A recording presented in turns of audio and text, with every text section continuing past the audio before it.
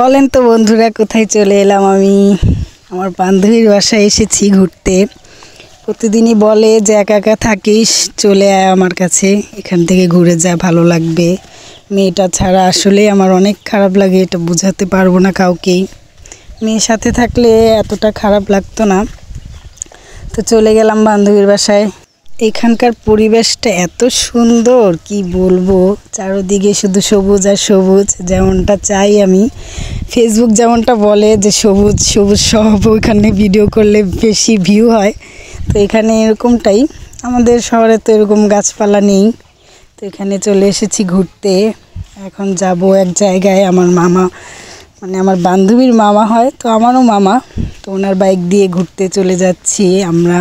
ওখানে অনেক সুন্দর জায়গা, মাছ ধরে, তারপরে শাপলা ফুল আছে। আর মাছের কথা কি বলবো, ওদের এখানকার মাছ খালের মাছ, তো অনেক মজা।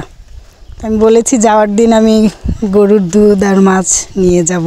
তো আমার বান্ধবীর হাজব্যান্ড বলল ঠিক আছে, সকাল সকাল গিয়ে মাছ ধরে নিয়ে আসব। তারপর দেখেন রাস্তাগুলো কি সুন্দর চারদিকে, তো সবুজ সবুজ ঘাস। অনেক বাইক দিয়ে ঘুরেছি, তো অনেক মজা লেগেছে। আমার বান্ধবী, আমি আর মামা এখানে গিয়েছিলাম। ওদের কথা আর কি বলবো, এমন ভালো মানুষ। আমার বান্ধবীর কপালটা আসলেই অনেক ভালো।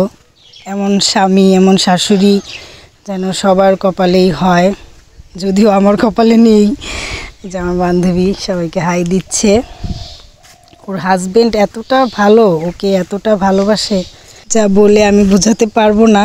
দেখলে সবাই বুঝবে। আমি তো দেখি, অনেক ভালো লাগে। আল্লাহর কাছে দোয়া করি যেন সারাটা জীবন ওদের জীবনটা এইভাবেই কাটে, দুজনের ভিতরে মায়া মহব্বত ভালোবাসা দিয়ে। এই দেখেন জায়গাটা, মাশাআল্লাহ অনেক সুন্দর। এখানে আমরা দুই বান্ধবী একটু পোজ নিচ্ছিলাম, ভিডিও করছিলাম। তো ভিডিও করতে করতে তারপরে সন্ধ্যা হয়ে গেল। বললাম যে চল চলে যাই। সন্ধ্যা, ওর আবার ছেলে, ওর শাশুড়ি রাখে সারাদিন। মাশাআল্লাহ একটা শাশুড়ি পেয়েছে, এত ভালো। উনি সবসময় ওর ছেলে মেয়ে ওর শাশুড়িই পালে।